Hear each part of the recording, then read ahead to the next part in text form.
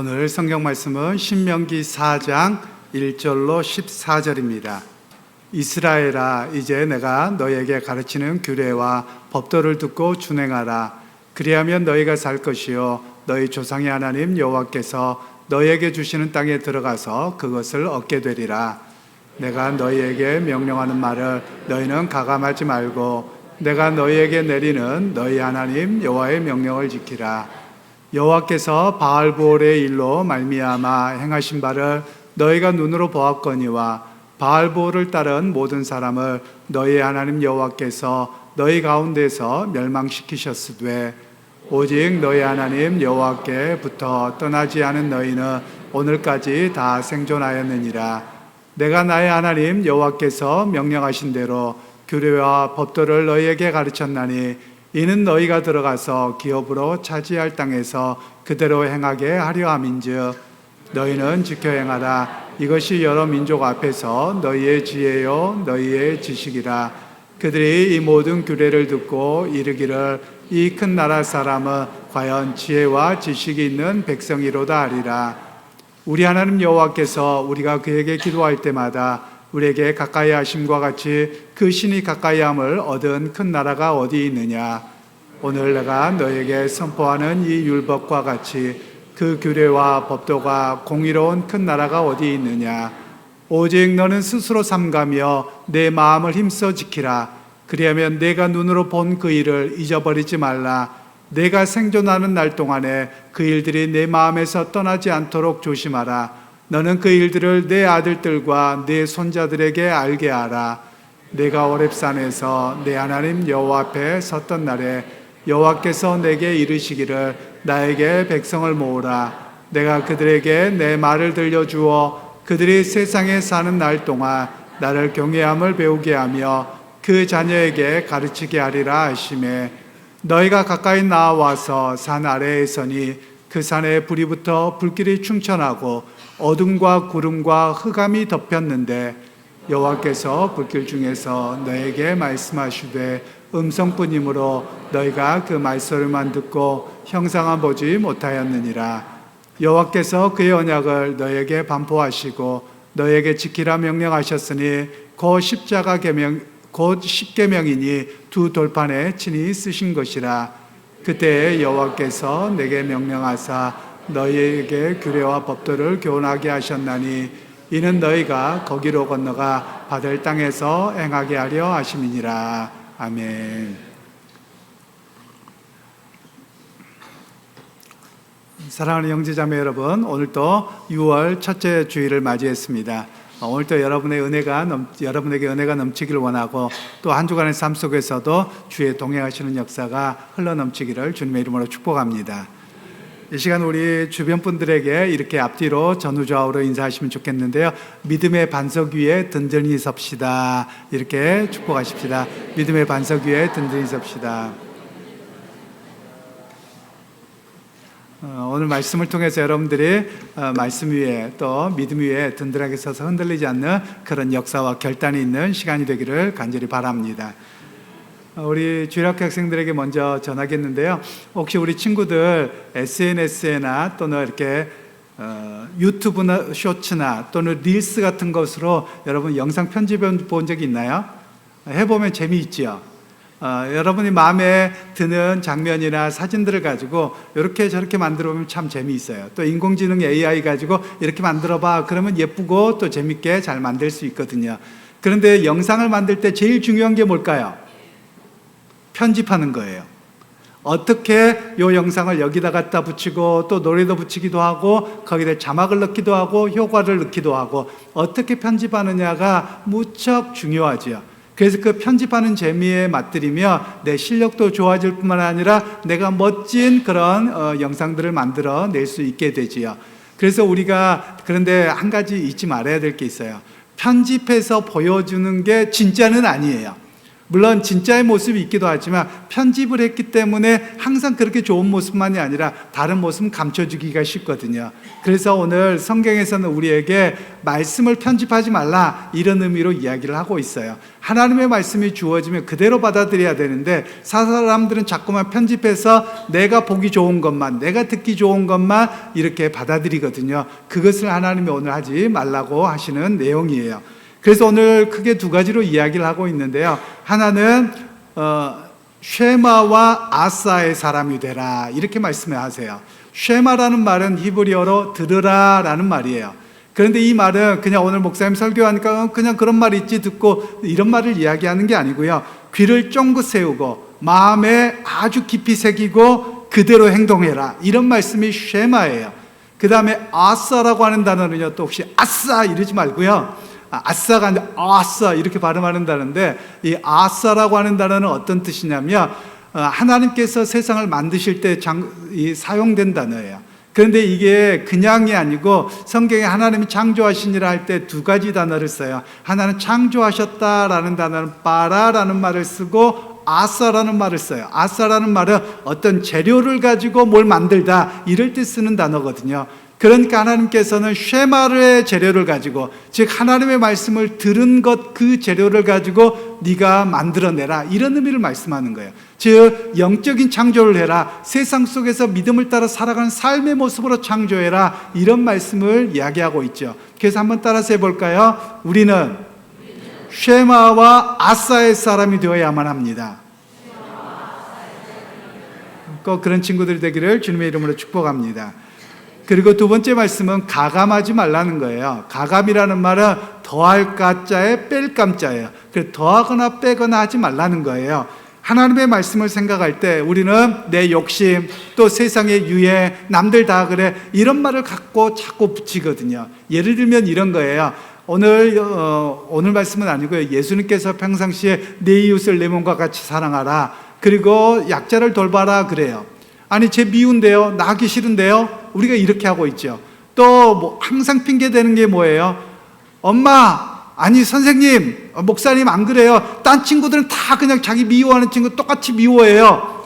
예수님은 원수도 사랑하라고 하셨거든요. 그런데 세상은 뭐라고 해요? 너 싫어하는 거 너도 싫어하면 돼 이렇게 이야기하거든요. 이거가 바로 가감하는 거예요. 그런 말씀을 가감하지 말고 하나님 말씀이니까 내가 그대로 믿고 따르겠습니다 이런 모습으로 살아가도록 우리에게 이야기를 하고 있죠. 그러기에 우리의 친구들이 하나님께 인정받는 친구들이 되기를 소원해요. 하나님께 인정받으려면 두 가지지요. 첫 번째는 어떤 사람이 되라고요? 쉐마와 아사의 사람이 되는 것이고, 두 번째로는 가감하지 않고 그 말씀대로 믿고 사는 사람을 말하고 있죠. 우리 친구들이 꼭 그렇게 되기를 주님의 이름으로 축복합니다. 이제 어른들에게 말씀을 전하겠는데요. 오늘 우리는 믿음 생활하면서 현실의 문제 때문에 믿음이 자꾸 흔들리는 그런 시대를 살아가고 있습니다. 오늘 과학이 발달하고 의학이 발달했습니다. 굉장히 이롭습니다. 과거에는 아주 사소한 질병으로 오랫동안 고통을 당하기도 하고 죽음에 임하기도 합니다.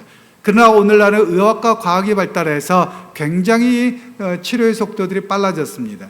그런데 잃어버린 게 있어요. 그 잃어버린 게 뭐냐면 믿음을 잃어버렸어요. 과거 80년대까지만 하더라도 병원 갈 수 없어서 교회당으로 나와서 하나님 고쳐주세요, 의지합니다 이렇게 기도했거든요. 그런데 요즘에는 기도합니까 안 합니까? 기도 안 해요. 어디를 가요? 병원부터 갑니다. 뭐 저도 그래요. 저도 똑같아요. 누가 아프다 뭐하다 그러면 기도하자는 이야기보다도 병원 어디 가세요 소리를 더 많이 하는 거예요. 그러면 어찌 보면 물론 어떤 분은 목사님 기도도 하고 병원도 가야죠. 당연하지요. 병원 가지 말라는 말씀이 아니에요. 우리는 누구를 더 먼저 의지하냐면 병원과 의사 말씀을 철석같이 믿어요. 그런데 하나님 말씀은 잘 안 믿더라고요. 병원이 이렇게 하면 큰일 나요, 이거 먹지 마요, 저거 먹지 마요 그러면 철석같이 믿고 따르거든요. 순종을 잘해요. 그런데 하나님 말씀은 잘 순종을 안 하는 그런 시대가 되어버렸다는 거예요. 여러분, 그래서 우리가 끊임없이 점검하셔야 됩니다. 과학과 의학이 발달한 건 좋은 일이지만 그러나 그것 때문에 내 믿음이 나약해져서는 안 된다. 여러분, 의사들도 꼭 하는 이야기가 있어요. 의사들이 정보를 많이 합니다. 약을 줍니다. 근데 이 사람에게 무조건 맞느냐? 그건 아니에요. 이 사람과 잘 맞아야 돼요. 그러니까 의사들도 수술해놓고 뭐라고 해요? 경과를 지켜봅시다. 맨날 이러는 거거든요. 의사가 고치는 게 아니에요. 제가 아는 의사 선생님이 그러더라고요. 목사님, 제가 의사로 많은 걸 알고 많은 걸 도움 주고 이렇긴 하지만요, 낫게 하시는 분은 하나님이세요. 여러분, 그 고백이 여러분 우리 가운데 떠나지 않는 역사가 있기를 주님의 이름으로 축복합니다. 오늘 성경의 본문에는 이스라엘 백성들이 이제 광야 세대입니다. 출애굽 세대는 애굽에서 노예 생활했다가 나온 세대를 출애굽 세대라고 하고, 광야에서 태어난 이 세대들을 광야 세대라고 이야기합니다. 그런데 이들이 광야 세대에 40년의 시간을 살아가는 동안 출애굽 세대는 다 죽었습니다.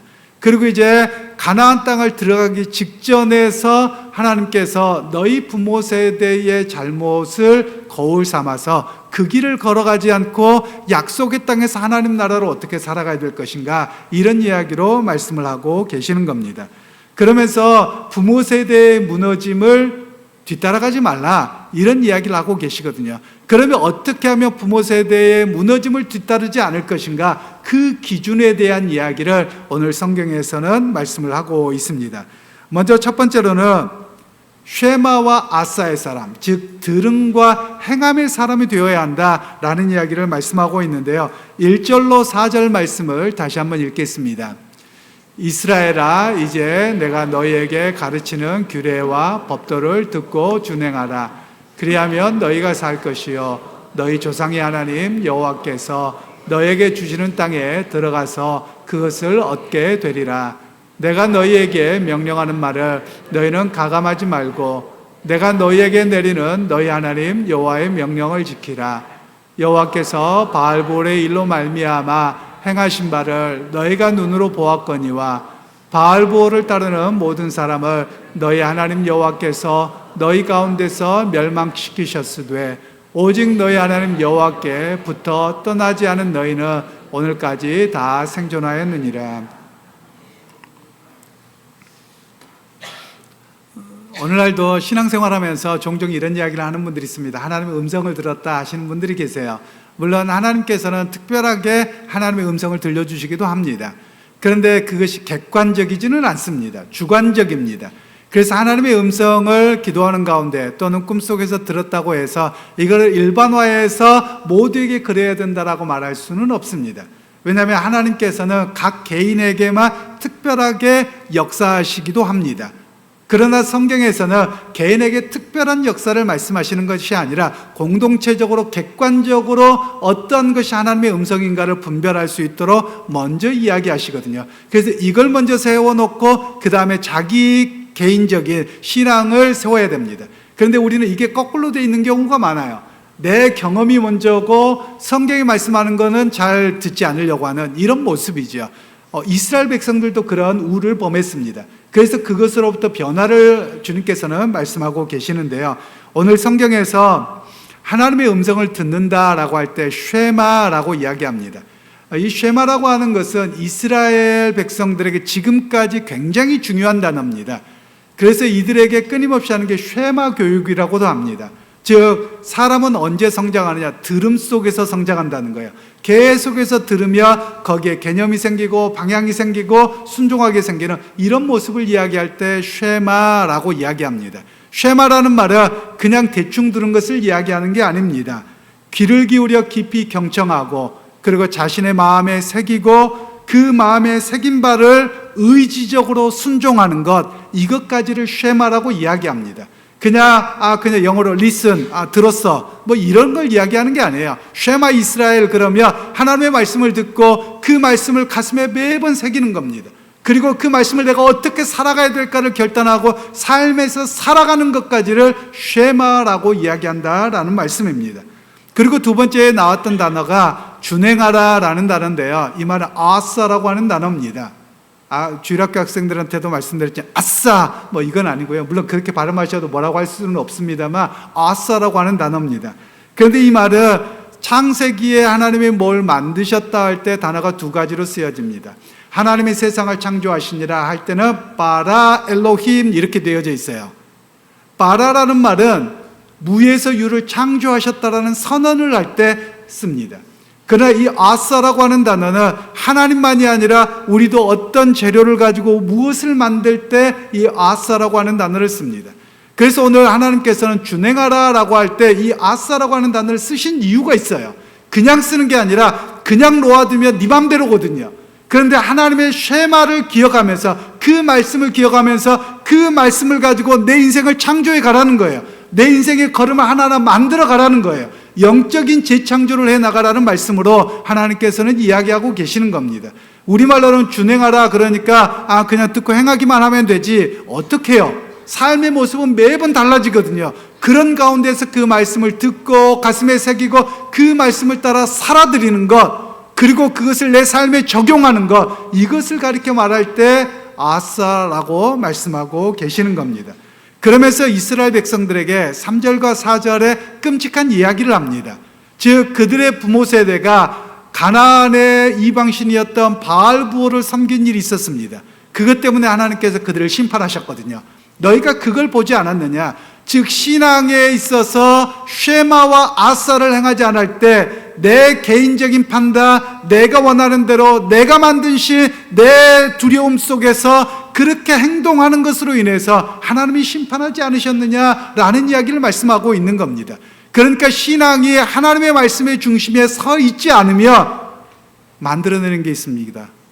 누가 복음을 만들어요? 내가 복음을 만드는 거예요.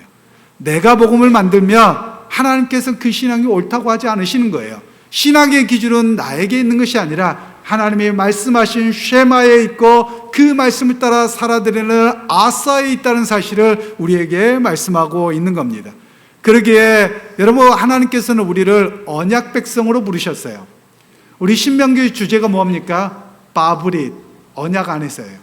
그래서 하나님께서는 언약 백성을 뭐라고 하냐면 암베리트라고 말합니다. 암베리트. 암은 백성이고 베리트는 언약입니다.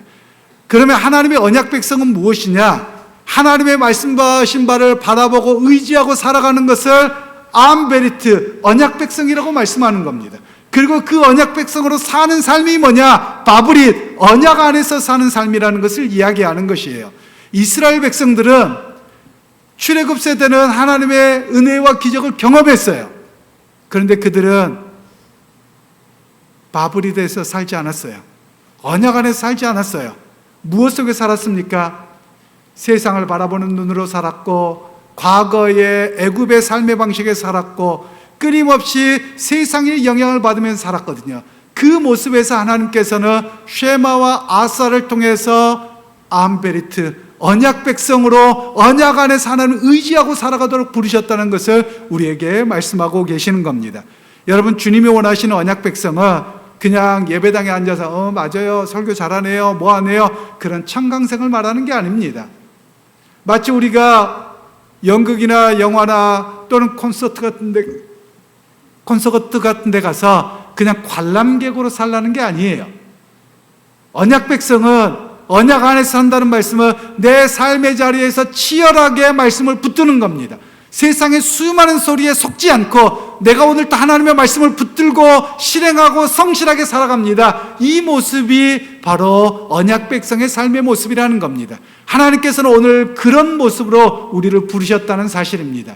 여러분 기억하십시오. 나는 누구입니까? 나는 쉐마와 아사의 사람입니다. 그리고 나는 언약 백성입니다. 여러분 이 사실을 잊지 않는 여러분 모두가 되기를 간절히 소원합니다. 그러려면 우리가 해야 될 일이 있어요. 말씀의 기준을 엄격하게 세워야만 함을 이야기합니다. 2절 말씀을 다시 한번 읽겠습니다. 내가 너희에게 명령한 말을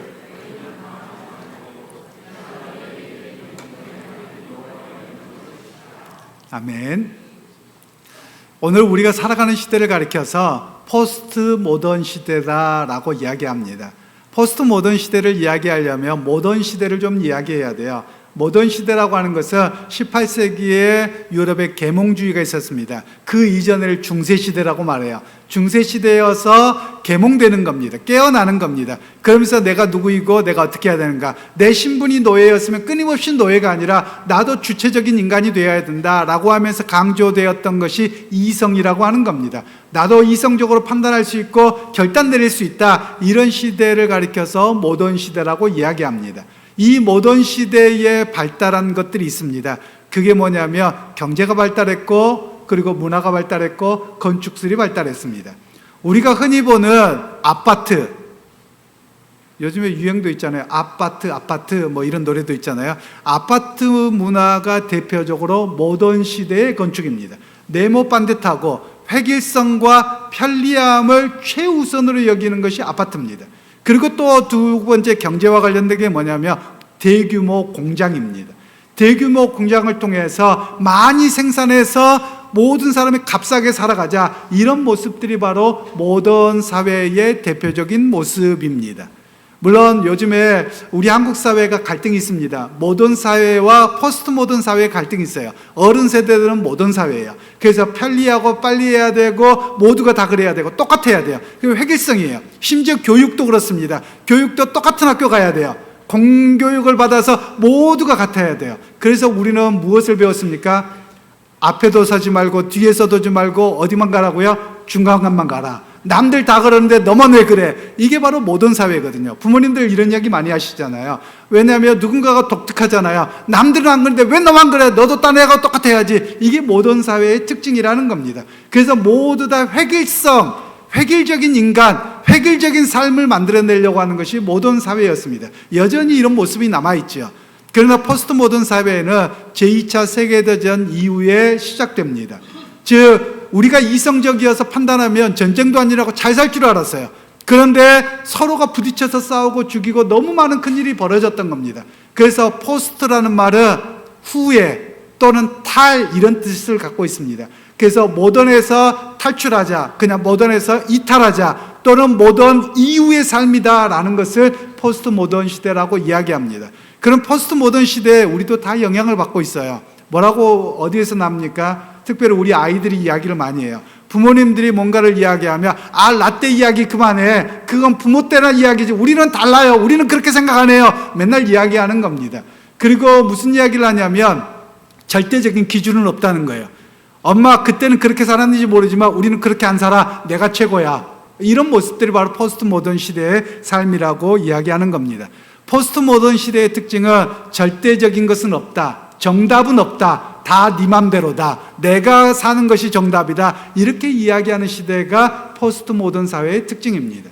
여러분, 이런 특징이 어디에도 나타나느냐면 삶의 여러 태도에서 나타나고 대화에서도 나타나고요. 카페에서 많이 나타납니다. 사실 카페라는 말은 정확한 말은 아닙니다. 여러분 카페 가보시죠? 안 가보시나요? 카페테리아가 맞습니다. 카페라는 말은 그냥 커피를 말하는 것이고요. 카페테리아 그러면 커피 마시는 집, 커피 파는 집 이런 뜻입니다. 우리나라에도 그 영향을 받은 집이 있어요. 롯데리아, 라이스버거 뭐 이런 선전도 있었죠. 그래서 롯데리아라는 말이 롯데집이라는 뜻이에요. 리아가 붙으면 무슨 가게, 무슨 집 이렇게 쓰는 게 유럽의 언어들입니다. 그래서 카페테리아, 커피 마시는 집, 커피 파는 집 그렇습니다. 그런데 커피 마시는 집 카페테리아를 가보면 어떻습니까? 여러분 건축들을 안을 이렇게 보면 저희 교회당을 한번 봐보세요. 교회당 안에 다 마감재가 돼 있잖아요. 그죠? 그런데 요즘에 카페테리아를 가면 마감재가 돼 있습니까? 아니면 시멘트 그대로 드러나고 또는 뭐 오수관, 상수도관 그대로 보입니까? 그대로 보이게 해놨거든요. 이게 뭐냐면 포스트 모던주의의 극단적인 것으로 간 겁니다. 해체주의라고 하는 겁니다. 왜냐하면 왜 꼭 저걸 해야 돼? 그냥 다 깨트려, 다 때려 부셔. 이런 모습들이 해체주의라고 하는 것이거든요. 이걸 통해서 사람들이 우리에게 받는 게 뭐냐면 꼭 그렇게 해야 돼? 어디서 나타납니까? 과거에는 우리가 직장을 가거나 심지어 교회를 올 때도 정장을 입었습니다. 그런데 정장을 입고 구두를 입었고 여성들은 치마를 입었어요. 그런데 요즘에는 어떻게 합니까? 내 입고 싶은 대로 해요. 슬리퍼를 신고 다닙니다. 또 제가 예전에 아이들에게 야 정장 입고 와야지, 잘 입고 와야지 그랬더니 아이들이 삼색줄에 쪼리를 신고 오더라고요.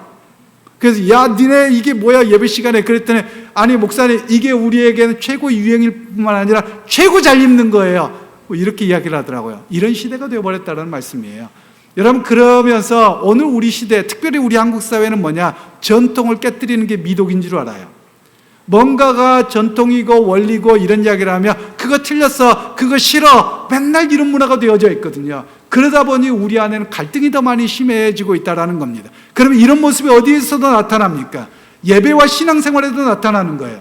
자꾸만 하나님의 말씀 기준도 내 마음대로 해요. 내가 복음을 너무 많이 씁니다. 그리고 가감을 너무 많이 합니다. 내가 해석합니다. 내가 마음에 들면 하고 내 마음에 안 들면 안 합니다. 이게 바로 신앙을 자기 멋대로 해석하고 자기 멋대로 신앙생활하는 바알불의 사건과 다름이 없는 그런 모습이 오늘 우리의 모습이라고 이야기를 하는 것입니다. 제가 이렇게 시대정신을 길게 이야기하는 이유가 있습니다. 그것은 우리가 얼마나 그런 영향을 많이 받고 있는지 우리가 점검해야 된다는 사실 때문에 그러합니다. 제가 운동을 하는데 어떤 분들과 회식을 가게 됐습니다. 제가 몇 년 동안 가지 않았는데 처음에 오면서 테니스를 치는데 아니 목사님 좀 와서 밥 좀 먹어요. 왜 맨날 그냥 운동만 하고 가요? 이래서 회식 자리에 한번 갔습니다. 그랬더니 이제 술들도 드시더라고요. 그러면서 무슨 이야기를 많이 하세요. 그러면서 하는 이야기가 뭐냐? 취중 진담이래요. 그냥 평상시에 말하는 거는 잘 못 믿는데 잘하네 뭐하네 저 사람 테니스 예쁘게 치네 뭐하네 그건 다 거짓말이래요. 취중진담인데 술 마시고 나니까 잘하네 못하네가 또 달라지더라고요. 그래서 그런가 보다 했습니다. 그리고 며칠이 지났어요. 똑같은 분이 뭐라고 하는 줄 아세요? 술 먹고 한 소리는 다 뭔 소리라고요? 개소리라고 하더라고요. 그래서 아니 뭐가 진짜예요? 근데 옆에 있는 사람들도 뭐라고 하는 줄 아세요? 다 그 말이 맞다는 거예요. 그러면서 제가 한 가지 깨달았습니다. 지멋대로구나.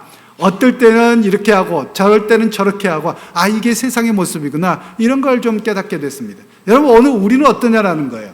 신앙생활하면서도 내가 아멘하면 좋고 나한테 와닿으면 아멘이고 싫으면 노멘이에요. 그리고 목사님이 해석 잘못했고 뭐 했다는 거예요. 매번 이런 신앙생활을 혹시나 우리는 하고 있지 않느냐라는 겁니다. 성경 말씀을 자기중심적으로 해석하면 우상숭배가 됩니다. 예를 들면 요즘에 교인들을 보면 11조 생활 하십니까? 그럼 11조를 한대요. 어떻게 합니까? 11조 항목을 따라서 합니다. 10분의 1을 합니까? 안 하는 거예요. 여러분, 그건 11조 아니에요. 11조라는 말은 내 수입의 10분의 1이 11조예요. 그게 제대로 된 11조입니다. 그런데 우리는 11조 항목을 하면 나 11조 했다고 자기 스스로 그렇게 이야기를 하는 거예요. 주일 성수 하십니까? 라고 하면 교회 나오는 걸로 끝나요. 또는 우리가 코로나 이후에 온라인이 많이 이루어지다 보니 내가 놀러 가면서 유튜브 틀어놨어요. 오늘 예배 드렸대요. 예배 드린 거 아닙니다, 여러분. 왜 우리는 자꾸만 하나님의 말씀을 나 중심적으로 해석하느냐라는 말씀이에요. 그것으로부터 벗어나라는 말씀이에요. 하나님은 분명히 가감하지 말라고 말씀하셨어요. 절대적인 명령입니다. 여러분, 신앙생활 다르게 하실 수 있기를 바랍니다. 하나님의 말씀을 여러분 스스로 해석하고 여러분 스스로 가감해서 멋대로 신앙생활하는 바알불의 그 걸음을 걸어가지 않기를 바랍니다. 하나님의 절대적인 명령 앞에 내 기준을 바르게 세우고 신앙생활할 때 하나님의 놀라운 역사가 일어날 것입니다. 살아계신 하나님을 경험할 것이에요. 여러분, 그런 신앙생활을 하는 저와 여러분들이 되기를 간절히 소원합니다. 세 번째로는 우리로 하여금 거룩한 순종을 요구하세요. 거룩한 순종이 참다운 지혜다라고 말씀하고 계시는데요. 5절로 7절 말씀을 다시 한번 합독하겠습니다. 내가 나의 하나님 여호와께서 명령하신 대로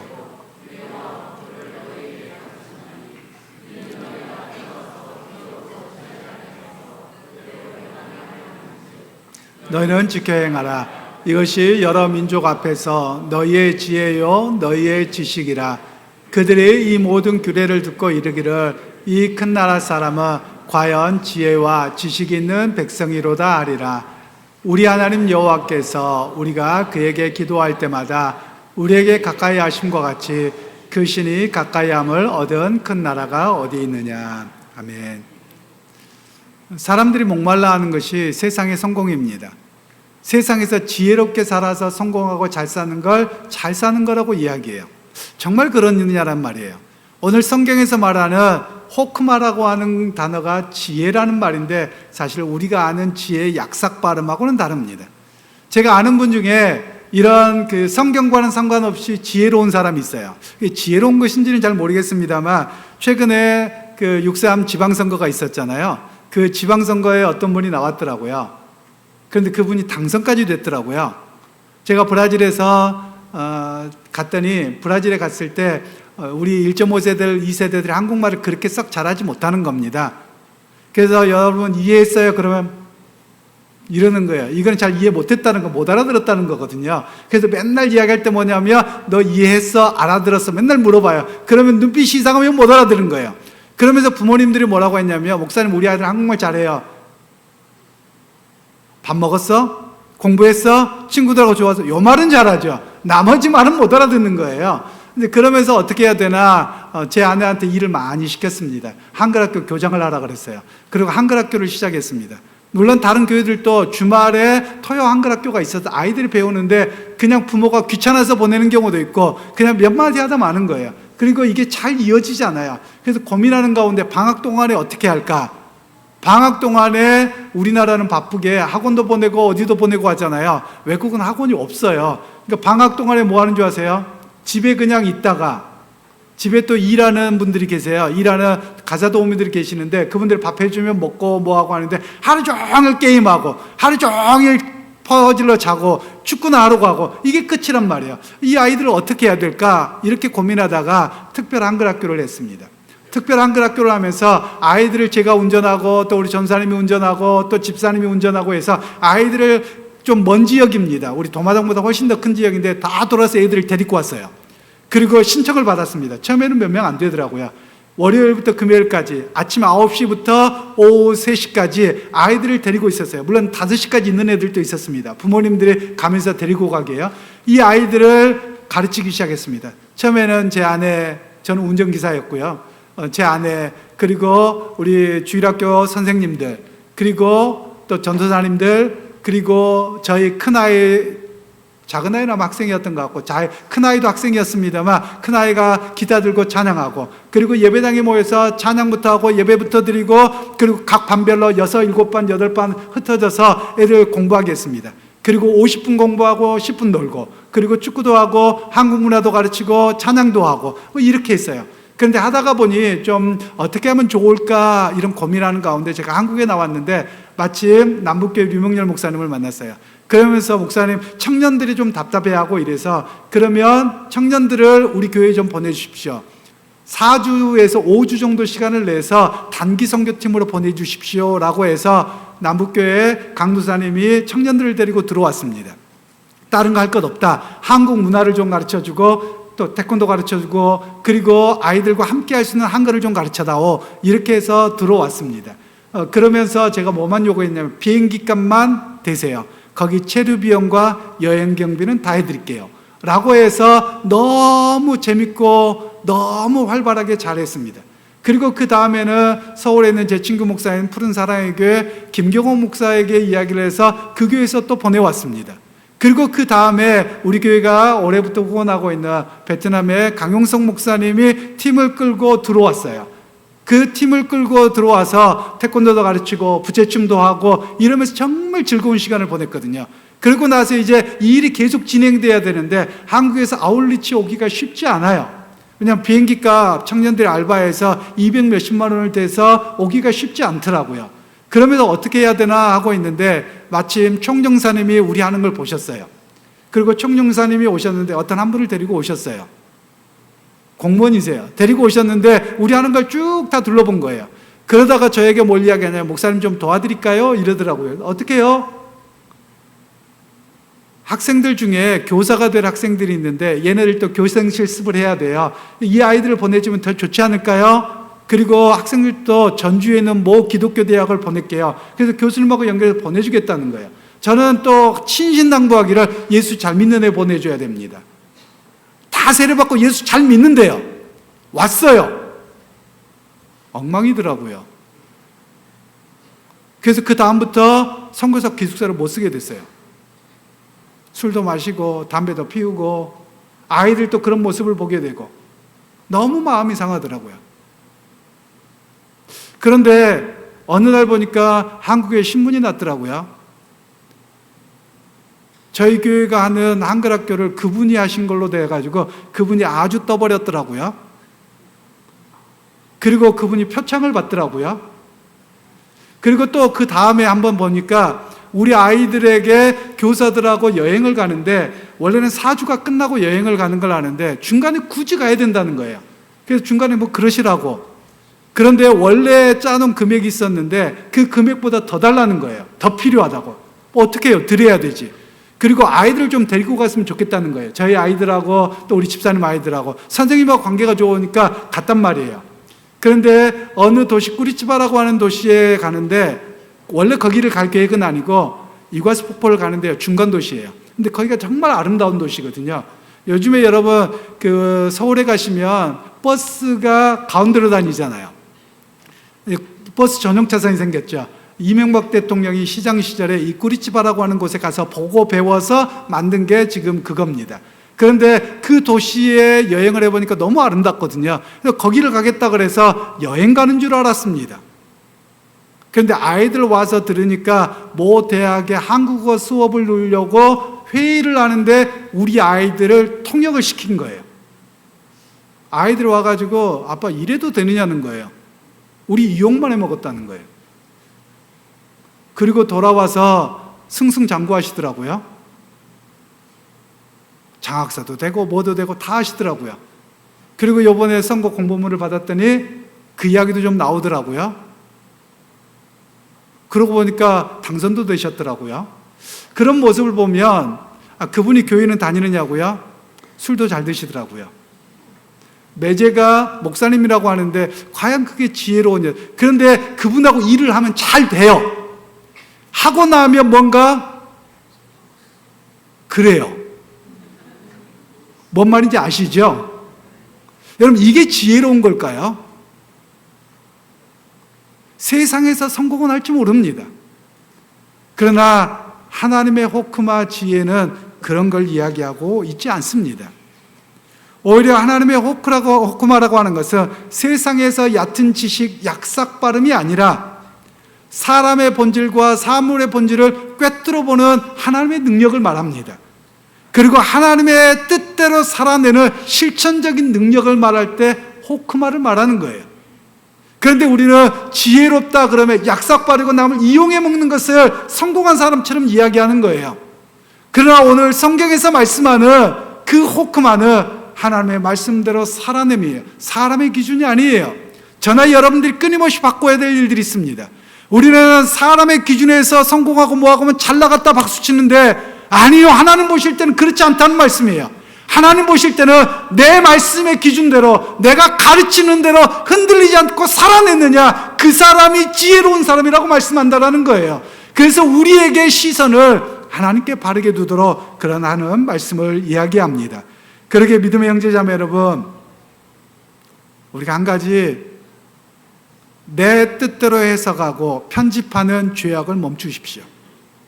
하나님의 말씀을 그대로 받아들이고 그대로 실천하는 참 믿음 위에 서십시오. 하나님의 입에서 나오는 말씀의 절대적인 명령에 순종하고 살겠다는 결단의 시간이 되십시오.